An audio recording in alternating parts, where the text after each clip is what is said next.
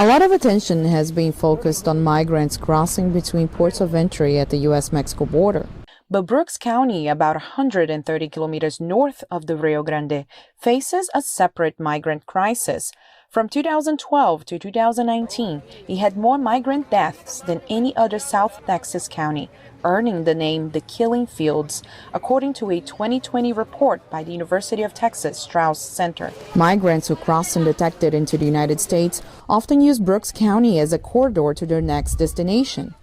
To avoid the Border Patrol checkpoint near Falfurrias, the biggest town in Brooks County, they walk for days across remote private ranches. Some die from heat exhaustion, dehydration, or hypothermia. Last year we found a total of about 5 bodies or remains.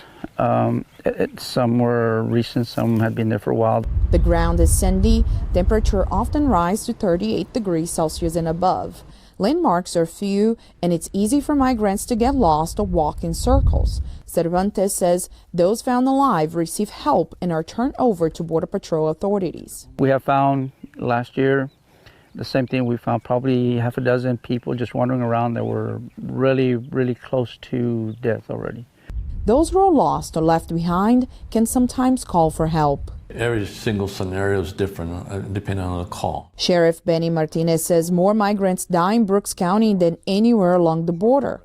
When migrants call 911 for help, dispatch stays on the call with them for as long as possible. Sheriff's office staff also work with U.S. Border Patrol officers to rescue migrants in distress or to remove migrants' remains. In the hot days, which we usually have, within 72 hours, they're pretty much be gone already. Now, Border Patrol's real good. They have EMT people.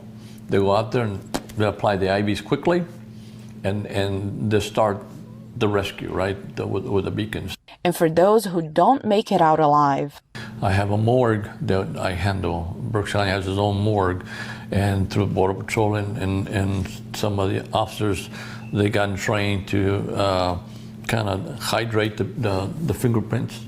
And once we identify these people, then we filter to the consulate. They'll identify the family members. Unclaimed bodies are sent to Texas State University.